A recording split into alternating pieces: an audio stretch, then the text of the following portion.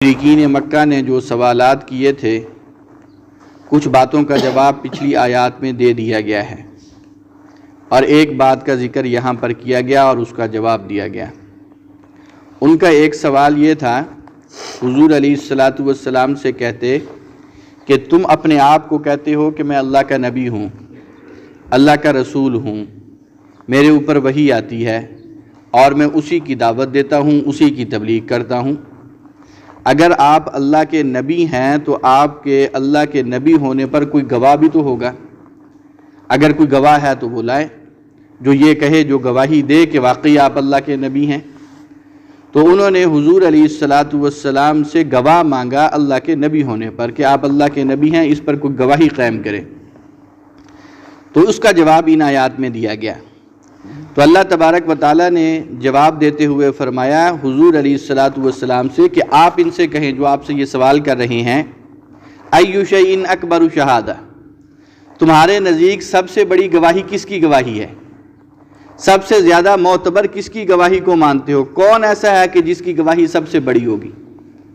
اب ساری مخلوقات کے مقابلے میں اللہ کی ذات ایسی ہے کہ اللہ جو بات کہہ دیں وہ بالکل اٹل ہے، حقیقت ہے، اس میں کوئی انکار نہیں، کوئی تردد نہیں، کوئی شک نہیں، کوئی شبہ نہیں۔ مخلوقات کے مقابلے میں اللہ کی گواہی، اللہ کی بات وہ سب سے زیادہ جو ہے وہ گواہی کے قابل ہے، گواہی کے لائق ہے۔ پھر فرمایا کہ آپ ان سے پوچھیں پہلے کہ گواہوں میں سے کس کی گواہی زیادہ معتبر ہے، کون زیادہ بڑا ہے گواہی کے اعتبار سے؟ قل اللہ، آپ ان کو جواب دے دیں کہ وہ اللہ ہے، کہ اللہ کی گواہی سب سے بڑی ہے، اللہ کی بات سب سے اعلیٰ ہے۔ شہید بینی و بینکم، اور تم جو کہتے ہو کہ میری نبوت کا گواہ کون ہے، تو میرے اور تمہارے درمیان گواہ اگر کوئی ہے تو وہ اللہ کی ذات ہے۔ اللہ اس بات پر گواہی دیتے ہیں کہ میں اللہ کا نبی ہوں، مجھے کسی اور کی گواہی کی کوئی ضرورت نہیں ہے۔ اور پھر اگلی بات فرمائی وَأُوحِيَ إِلَيَّ هَذَا الْقُرْآنُ، یہ قرآن، یہ کتاب، یہ میری طرف وحی کی گئی ہے۔ کیوں کی گئی؟ اس کا مقصد بتایا، لِأُنذِرَكُمْ بِهِ، تاکہ اس کے ذریعے سے میں تمہیں ڈراؤں، خبردار کروں، آخرت کا انجام تمہارے سامنے رکھوں۔ وَمَنْ بَلَغَ، تمہیں بھی ڈراؤں اور جن تک یہ قرآن پہنچے ان کو بھی ڈراؤں۔ علماء مفسرین فرماتی ہیں کہ یہ آیت حضور سرور کائنات صلی اللہ علیہ وسلم کی ختم نبوت کی دلیل ہے۔ آپ علیہ الصلاۃ والسلام سے پہلے جتنے بھی نبی آتے تھے وہ قومی نبی ہوتے تھے، اپنی قوم کے نبی ہوتے تھے۔ لِأُنذِرَكُمْ، ان کے لیے یہی حکم ہوتا تھا، میں تمہیں ڈراؤں، تمہاری اصلاح کے لیے آیا ہوں، تمہیں خبردار کرنے کے لیے آیا ہوں، تمہیں اللہ کی طرف سے بشیر بن کے اور نذیر بن کے آیا ہوں۔ رسولا مبشرین و منذرین، رسول اپنی قوم کے لیے ہوا کرتے تھے۔ لیکن حضور علیہ الصلاۃ والسلام نے جو تبلیغ کا فریضہ سر انجام دیا تو اس کی ابتدا مکہ مکرمہ سے ہوئی، اور آپ علیہ الصلاۃ والسلام نے مکہ سے ابتدا کر کے مدینہ منورہ آپ پہنچے۔ تو جو لوگ اس وقت موجود تھے آپ کے سامنے، عرب کے لوگ، ان کو تو حضور علیہ الصلاۃ والسلام نے خود دعوت دی، خود بالمشافہ ان تک آپ نے یہ پیغام پہنچایا۔ وَمَنْ بَلَغَ، آگے لفظ یہ بتا دیا کہ جن تک یہ قرآن پہنچے گا، وہ دنیا کے کسی خطے میں رہنے والے ہوں، کسی کونے کنارے میں رہنے والے ہوں، کسی ملک میں رہنے والے ہوں، کہاں کے ہوں، جن تک یہ قرآن پہنچے گا ان سب کے لیے میں نبی ہوں۔ تو آپ علیہ الصلاۃ والسلام قومی نبی نہیں بلکہ بین الاقوامی نبی ہیں۔ صرف جو ہے اپنی قوم کے نبی نہیں، پوری دنیا کے نبی ہیں، بلکہ صرف انسانوں کے نبی نہیں، جنات کے بھی نبی ہیں، پوری کائنات کے نبی ہیں۔ اللہ نے یہ مقام آپ کو عطا فرمایا ہے۔ اور پھر حضور علیہ الصلاۃ والسلام کو جب اللہ نے بین الاقوامی نبی بنایا اور آپ کے دین کو بھی اللہ نے پوری دنیا تک پہنچا دیا، اور اس کا ذریعہ کیا بنایا کہ حضور علیہ الصلاۃ والسلام پر جو قرآن اترا، آپ پر جو تعلیمات اتری، تو سب سے پہلے آپ کو فرمایا گیا بلغ ما انزل الیک، اللہ تبارک و تعالیٰ کی طرف سے جو کچھ آپ پر اتارا گیا ہے آپ دوسروں تک پہنچائیں۔ اور حضور علیہ الصلاۃ والسلام نے اپنی زندگی میں براہ راست دوسروں تک پہنچایا، تبلیغ کی، دعوت دی، مشرکین کو بھی دی، اور خاص طور پر آپ کو حکم دیا گیا تھا وَأَنذِرْ عَشِيرَتَكَ الْأَقْرَبِينَ، جو آپ کے قریبی رشتہ دار ہیں، قریب آپ کے ہیں، ان کو بھی ڈرائیں، ان کو بھی آپ خبردار کریں۔ تو حضور علیہ الصلاۃ والسلام نے اپنے گھر سے، اپنے خاندان سے، اپنے رشتہ داروں سے اس دعوت کا آغاز کیا، اور پھر مکہ مکرمہ کے اندر سب لوگوں تک آپ نے یہ پیغام پہنچایا، سب کو دعوت دی۔ حضور علیہ الصلوۃ والسلام اپنی زندگی کے اندر جہاں تک پیغام پہنچا سکتے تھے آپ نے پہنچایا، جس انداز میں پہنچا سکتے تھے اسی انداز میں پہنچایا، اور جس حیثیت میں کسی کو دعوت دے سکتے تھے حضور علیہ الصلوۃ والسلام نے دعوت دی۔ آپ نے زبان کے ذریعے سے بھی دعوت دی، خطوط کے ذریعے سے بھی دعوت دی، اور پھر چل کے خود کئی علاقوں کے اندر تشریف لے گئے دعوت کے حوالے سے، آپ نے وہاں بھی دعوت دی۔ جہاں تک حضور علیہ الصلوۃ والسلام براہ راست اپنی بات پہنچا سکتے تھے آپ نے پہنچائی، اور پھر چونکہ آپ بین الاقوامی نبی تھے، آپ ساری زندگی عرب سے باہر نہیں گئے، لیکن آپ کا دین تو پوری دنیا کے اندر پھیلنا تھا، اس کے لیے ذریعہ بنایا گیا صحابہ اکرام رضوان اللہ تعالی علیہم اجمعین کو۔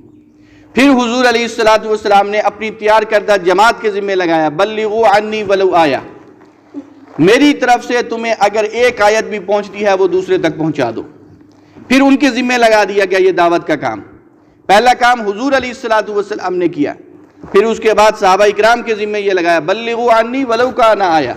تبلیغ کرو، لوگوں تک پیغام پہنچاؤ، جو کچھ مجھ سے سنا ہے، جو کچھ مجھ سے سیکھا ہے، جو کچھ مجھ سے حاصل کیا ہے، جو قرآن تمہارے سامنے آیا ہے یہ لوگوں تک پہنچاؤ۔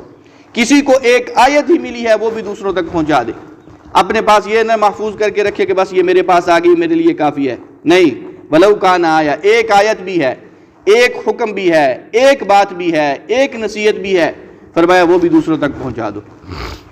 اور پھر خاص طور پر خطبہ حجۃ الوداع کے موقع پر حضور علیہ الصلوۃ والسلام نے فرمایا تھا، فَلْيُبَلِّغُ الشَّاهِدُ الْغَائِبَ، کہ جو یہاں پر موجود ہیں، حاضرین ہیں، وہ غائبین تک، جو غیر حاضر ہیں ان تک یہ پیغام پہنچائیں۔ تو حضور علیہ الصلوۃ والسلام کے بعد یہ فریضہ جو تھا پھر یہ صحابہ کے ذمہ لگا، اور پھر صحابہ اکرام رضوان اللہ تعالی علیہم اجمعین نے اس دین کی تبلیغ کی، اور صحابہ کے بعد اس کام کو سر انجام دیا تابعین نے، تابعین کے بعد اس کام کو سر انجام دیا تبع تابعین نے، اور مسلسل اس پر محنت کرتے چلے گئے۔ اور اس کی محنت کے کیا پہلو تھے؟ دو پہلو ہوا کرتے تھے، صحابہ کی محنت کے، تابعین کی محنت کے، تبع تابعین کی محنت کے، اور اس زمانے کے جو لوگ تھے جن کو ہم قرن اول کہتے ہیں، پہلا زمانہ کہتے ہیں، ان کی دعوت، ان کی تبلیغ دو طرح کی تھی۔ ایک یہ کہ اپنی اصلاح کرنی ہے، اپنی فکر کرنی ہے، اپنے آپ کو راہ راست پر لگانا ہے، سیدھے راستے پر چلانا ہے، اور پھر اس کے بعد دوسرا کام یہ تھا کہ اصلاح اقوام اور اصلاح عالم کرنا ہے، ہم نے پوری دنیا کے اندر دین کی بات پہنچانی ہے، پوری دنیا تک جو ہے ہم نے یہ اصلاح کا پیغام پہنچانا ہے، اور ہر ایک تک یہ دعوت کا پیغام پہنچانا ہے۔ پھر حضور علیہ الصلوۃ والسلام کے بعد صحابہ اکرام نے محنت کی، تابعین نے محنت کی، تبع تابعین نے محنت کی، اور جیسے جیسے یہ دین پھیلتا گیا، دوسروں تک پہنچتا گیا،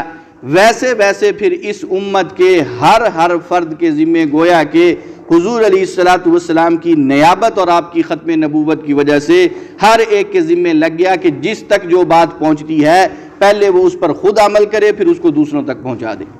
پہلے خود اپنے آپ کو دیندار بنائے، پھر اپنے آپ کو دین کا داعی بنا دے،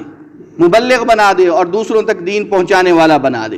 اور یہ سلسلہ جو ہے دور نبوت سے لے کر اب تک چلا آ رہا ہے، اور جب تک اللہ تبارک و تعالیٰ نے اس دین کو دنیا کے اندر باقی رکھنا ہے، اللہ کی ذات کو مقصود ہے، اس وقت تک یہ سلسلہ چلتا رہے گا۔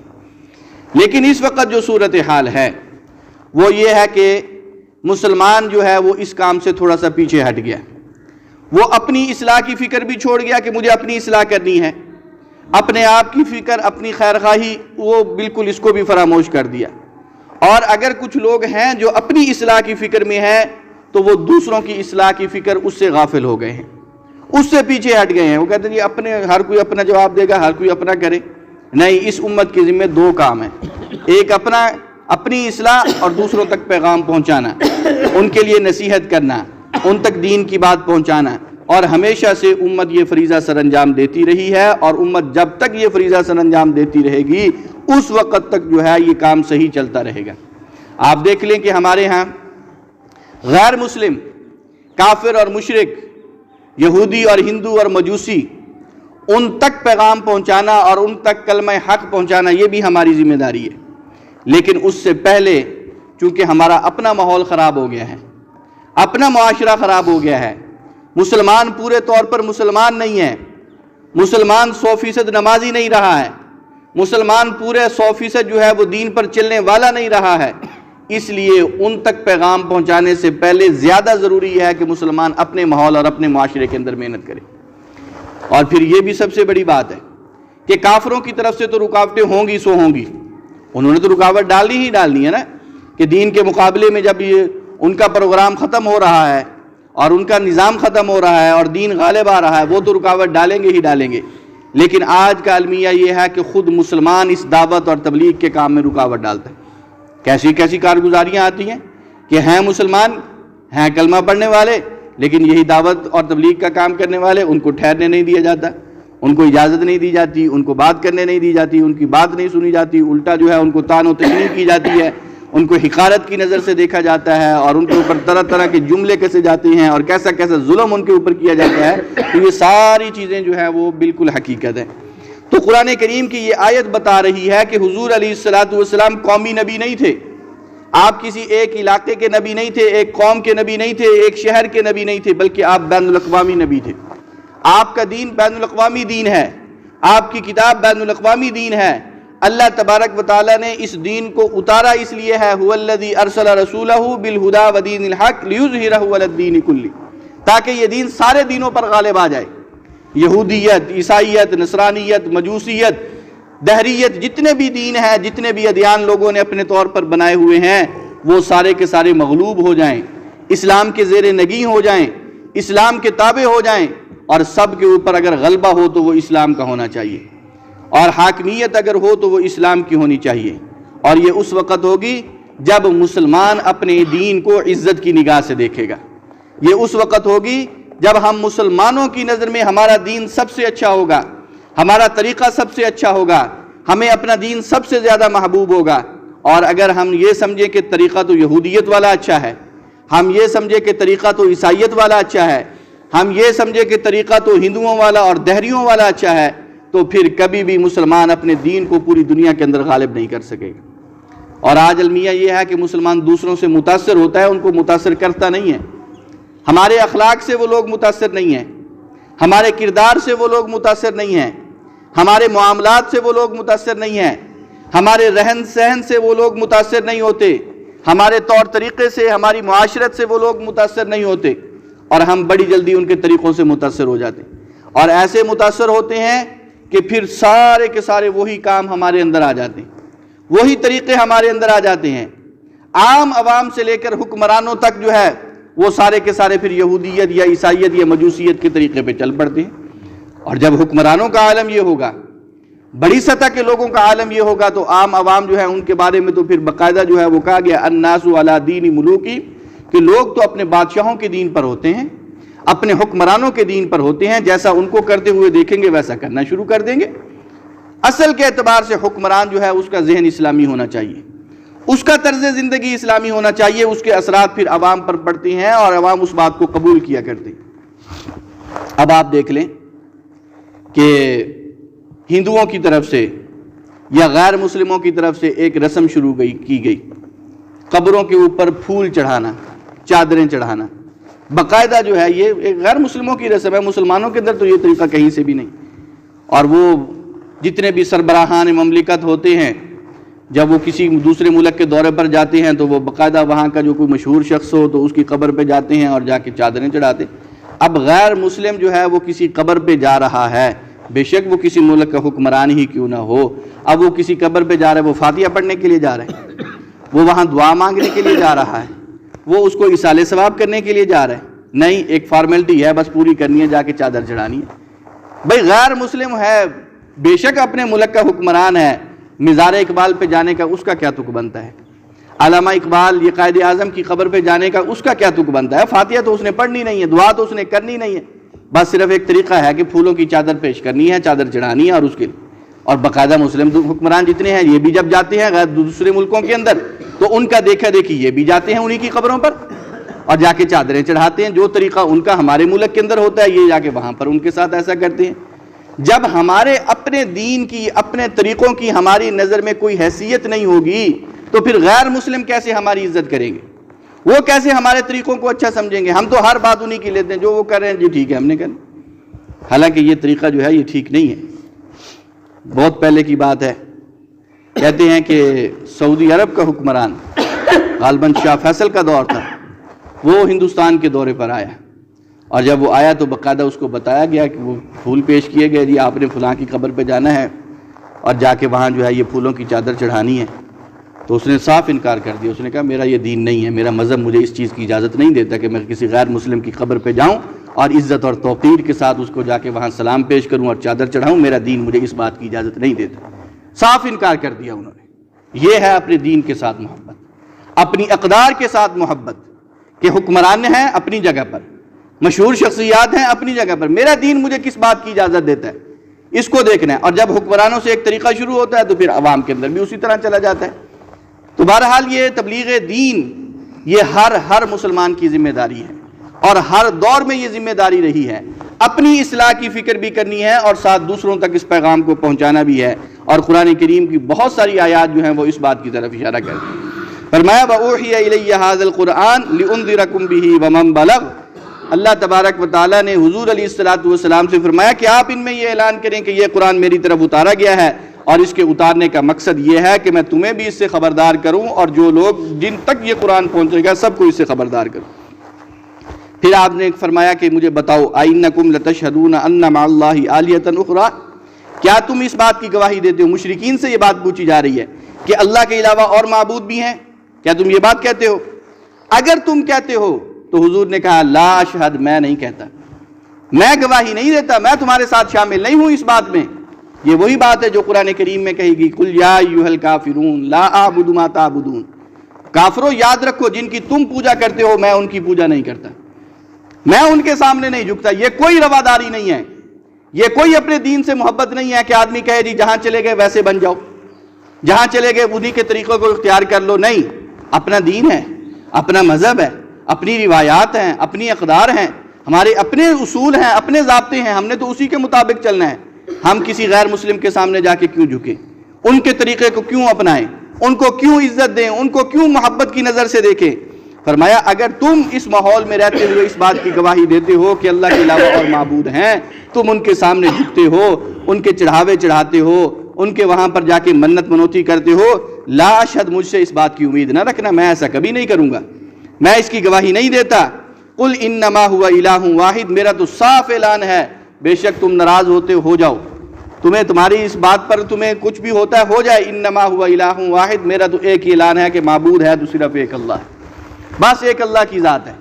وَإِنَّنِي بَرِيءٌ مِّمَّا تُشْرِكُونَ، اور جن کو بھی تم اللہ کے ساتھ شریک ٹھہراتے ہو، وہ کوئی بھی ہوں، کیسے بھی ہوں، کیسے ہی تم ان کے بارے میں اختیارات ثابت کرو، کچھ کرو، ان کی جتنی مرضی تعریفیں کرو، میرا ان کے ساتھ کوئی تعلق نہیں، میں سب سے بیزار ہوں۔ آپ نے سب سے اعلان لا تعلقی فرما دیا۔ یہ ہے اپنے دین سے محبت، اور امت کو یہ بات سکھائی جا رہی ہے کہ دیکھو حضور علیہ السلام مشرکین کے گڑھ میں رہ رہے ہیں، شرک کے گڑھ میں، مشرکین کے بالکل بیچوں بیچ رہ رہے ہیں۔ اس وقت بھی تو کہا جا سکتا تھا نا کہ جی تھوڑا سا کمپرومائز کر لیں آپ ان کے ساتھ، تھوڑی سی ان کی بات مان لیں، تھوڑا سا نرم لب و لہجہ اختیار کریں، چلو کم از کم یہ آپ کی بات سن لیں گے۔ نہیں، بلکہ واضح اعلان کر دیا گیا کہ جہاں توحید کی بات آ گئی، رسالت کی بات آ گئی، کوئی مانتا ہے ٹھیک ہے، نہیں مانتا، ہمارا کام تبلیغ ہے، ہمارا کام بات پہنچانا ہے، اگر مان لیں گے تو اپنا بھی فائدہ ہے، دوسروں کا بھی فائدہ ہے، نہیں مانتے تو اس کا یہ مطلب نہیں ہے کہ ہم ان کی باتوں پر عمل کرنا شروع کر دیں، ہم ان کی دینی باتوں کو لینا شروع کر دیں، ایسا نہیں۔ فرمایا انما هو الہ واحد، واضح اعلان فرما دیا کہ میرا تو پکا اعلان یہی ہے کہ معبود ہے تو صرف ایک اللہ ہے، اللہ کے علاوہ اور کوئی نہیں ہے۔ وَإِنَّنِي بَرِيءٌ مِّمَّا تُشْرِكُونَ، اور جن کو بھی تم شریک ٹھہراتے ہو میں ان سب سے بیزار ہوں، میرا کسی سے کوئی تعلق نہیں ہے، کوئی لینا دینا نہیں۔ الَّذِينَ آتَيْنَاهُمُ الْكِتَابَ، شروع میں بتایا گیا نا کہ انہوں نے حضور علیہ السلام سے گواہ مانگا تھا آپ کی نبوت پر کہ ہمیں نبوت کا گواہ دو پھر ہم مانیں گے۔ تو اللہ تبارک و تعالیٰ فرماتی ہیں کہ یہ اہل کتاب جو ہیں، یہ اہل کتاب جن کو حضور سے پہلے کتاب دی گئی ہے، یہودی اور عیسائی خاص طور پر، یعرفونہ کما یعرفون ابناءہم، ان کتابوں کے اندر اس نبی کا اتنا ذکر موجود ہے، اتنی نشانیاں موجود ہیں، اتنی علامات موجود ہیں، اتنا تذکرہ موجود ہے، اگر یہ اپنی کتابوں کو پڑھیں اور پھر حضور علیہ السلام کی شخصیت کو دیکھیں، آپ کی ذات کو دیکھیں، یعرفونہ، یہ آپ کو، آپ کی نبوت کو، آپ کے رسول ہونے کو ایسے پہچانتے ہیں جیسے اپنے بیٹوں کو پہچانتے۔ ان کو گواہ کی کیا ضرورت ہے؟ گواہی تو وہاں لائی جاتی ہے نا کہ آدمی کو پتہ نہ ہو، حقیقت حال معلوم نہ ہو، اظہار واقعہ نہ ہو، پھر کہا جاتا ہے کوئی گواہ آئے آ کے بات بتائے۔ یہ تو حضور علیہ الصلوۃ والسلام کو علامات سے، نشانیوں سے، آپ کی باتوں سے اس طرح پہچانتے ہیں، کما یعرفون ابناءہم، جیسے لوگ اپنے بیٹوں کو پہچانتے ہیں۔ اب ہزاروں کا مجمع ہو اور وہاں پر کسی انسان کا بیٹا ہو تو اس کو تلاش نہیں کرنا پڑتا کہ میرا بیٹا کون سا ہے، ایک ایک کا جا کے چہرہ دیکھے کہ یہ نہیں، بلکہ دور سے نظر آ جائے گا، ہزاروں کے مجمع میں اپنے بیٹے کو فوراً پہچان لے گا، کوئی تردد نہیں ہوتا، کوئی شک نہیں ہوتا۔ اس کے نین نقش شروع سے لے کر اس کو اب تک جو دیکھتا آیا ہے،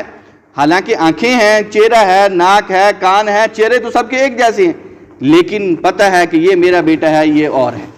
تو فوراً اپنے بیٹے کو پہچان لیتا ہے۔ فرمایا یہ اہل کتاب بھی حضور علیہ الصلوۃ والسلام کو نشانیوں سے اس طرح پہچان، لیکن نہ مانے تو علیحدہ بات ہے،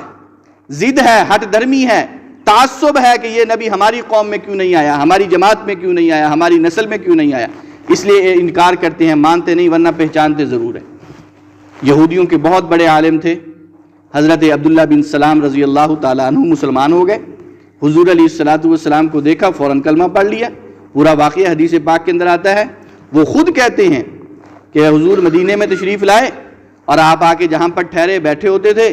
تو اس وقت مسلمان بھی جاتے تھے اور غیر مسلم بھی جاتے تھے آپ کی ملاقات کرنے کے لیے، آپ کو دیکھنے کے لیے، آپ کی زیارت کرنے کے لیے۔ میں بھی گیا اور میرے دل میں خیال تھا کہ میں جاؤں گا، میں نے تو سارا کچھ پڑھا ہوا ہے، میں تو ساری باتیں جانتا ہوں، اور اپنے طور پر کچھ سوالات بھی لے کے گئے کہ میرے سوالوں کا جواب اگر مجھے مل گیا تو میں پہچان جاؤں گا کہ یہ واقعی اللہ کا نبی ہے، میں ایمان لے آؤں گا۔ اگر جواب نہ ملا تو پھر مجھے پھر بھی پتہ چل جائے گا کہ یہ اللہ کا نبی نہیں ہے، اس نے ویسے ہی دعویٰ کیا ہوا ہے۔ اب وہ کہتے ہیں جب میں گیا نا اور جاتے ہی حضور علیہ الصلوۃ والسلام کے چہرے پر نظر پڑی، سوال کرنا تو بعد کی بات ہے، میرے دل نے اسی وقت کہہ دیا تھا واللہ لیس بوجہ الکذاب، اللہ کی قسم یہ کسی جھوٹے کا چہرہ نہیں۔ فوراً پہلی نظر میں پہچان لیا کہ یہ سچے نبی ہیں، کسی جھوٹے آدمی کا چہرہ نہیں ہے۔ بعد میں حضرت فاروق اعظم رضی اللہ تعالی عنہ نے ایک مرتبہ حضرت عبداللہ بن سلام سے پوچھا، بعد کے زمانے میں قرآن کریم کی ان آیات کے اترنے کے بعد، کہ قرآن میں آیت آتی ہے یعرفونہ کما یعرفون ابناءہم، کہ اہل کتاب اللہ کے نبی کو یوں پہچانتے ہیں جیسے اپنے بیٹوں کو پہچانتے ہیں، اس کا کیا مطلب ہے؟ کس طرح پہچانتے ہو تم حضور کو، ہمیں ذرا بتاؤ تو صحیح۔ تو حضرت عبداللہ بن سلام رضی اللہ تعالی عنہ کہنے لگے قرآن کریم نے ابھی تھوڑی بات بیان کی ہے، ہلکا ہاتھ رکھا ہے، حقیقت حال یہ ہے کہ ہمیں اپنے بیٹوں کے بارے میں تو شک ہو سکتا ہے کہ یہ ہمارا بیٹا ہے یا نہیں ہے، کہیں اس کی ماں نے کوئی خیانت نہ کی ہو، کسی اور کا نہ ہو، لیکن حضور علیہ الصلوۃ والسلام کو جب ہم نے دیکھا، آپ کی جو علامات، جو نشانیاں، جو باتیں آپ کی ہم نے پہلی کتابوں میں پڑھی، اور اس کے بعد جب حضور کو دیکھا تو ہمیں حضور علیہ الصلوۃ والسلام کے بارے میں اتنا سا تردد بھی نہیں ہے۔ اپنے بیٹوں کے بارے میں تو ہم شک کر سکتے ہیں کہ یہ ہمارا ہے یا نہیں ہے، لیکن حضور علیہ الصلوۃ والسلام کی ذات کے بارے میں ہمیں اتنا بھی شک نہیں ہے کہ یہ اللہ کا نبی ہے یا نہیں، ہم نے فوراً پہچان لیا کہ واقعی اللہ کا نبی۔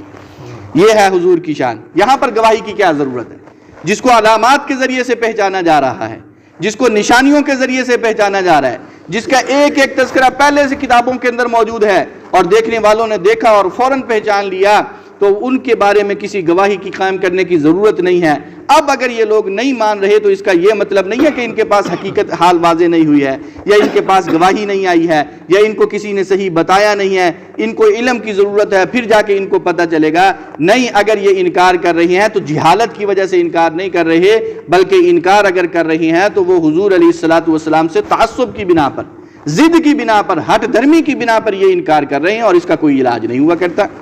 الذین خسروا انفسهم فهم لا یؤمنون، جن لوگوں نے اپنے آپ کو نقصان میں ڈالا، خسارے میں ڈالا، وہ ایمان نہیں لاتے۔ جب ایمان نہیں لائیں گے تو وہ اپنا ہی نقصان